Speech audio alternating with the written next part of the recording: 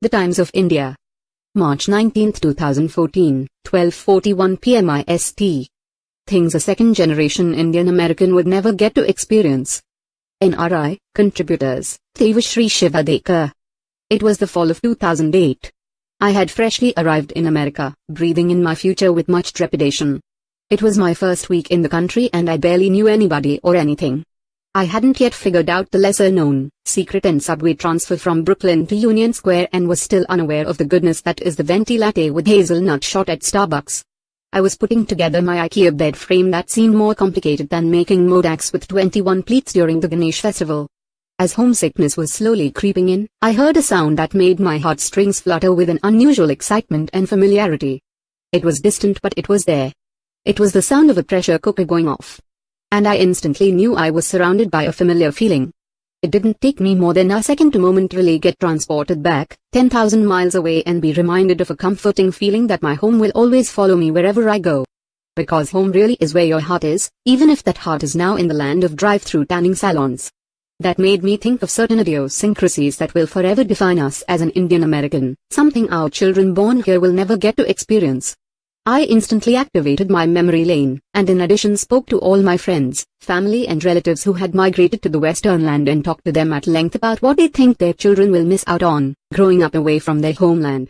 This is the generation that will remember A.R. Rahman as that Oscar-winning Indian music composer of Slumdog, and Pandit Ravi Shankar as Grammy winner Nora Jones's late father, and cricket as a game popular in India that is kind of like baseball. Whether it's your grandmother's raggedy house you frequented during your summer vacations, or the smell of pouring rain that lashed on the first day of school every year or sneaking out in the afternoon to steal from your neighbor's mango tree, I couldn't help but wonder about the peculiar things that will terminate their journey in the memory lane of your generation itself. The list is endless. But here are my personal highlights. 1. Is someone bursting crackers? Or is it gunfire? Remember the smell of gunpowder in the air right after bursting crackers on the first morning of Diwali? It was the only smell in the air for weeks to come. You were dressed up in clothes your parents bought you a week before, bathed in herbal soaps and ready to kickstart the festivities at 6 a.m. After the household family rituals, you couldn't wait to sprint outside and ring the neighbors' doorbells and then collectively burst crackers till sunrise.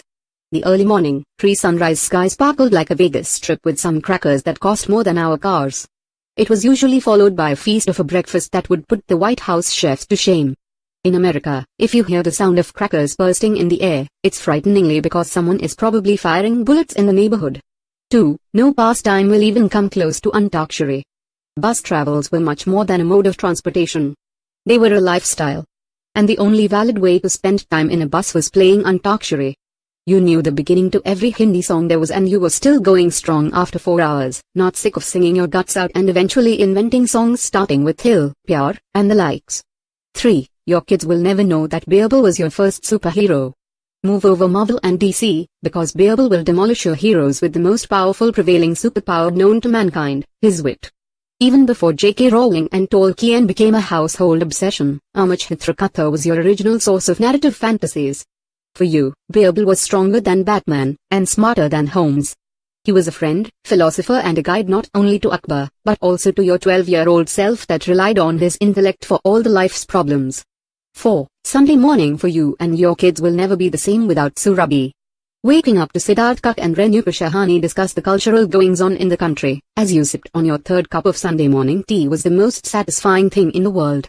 Kathy Lee and Matt Lauer would never come remotely close to how these two hosts came close to your homes. Glorifying India's diverse culture, with an occasional song or two in between was somehow supremely entertaining. It was the time when your entire family came together as one and shared an intimate moment for an hour. 5. Traveling for 15 hours was a piece of cake, thanks to the Indian Railways and their pantry.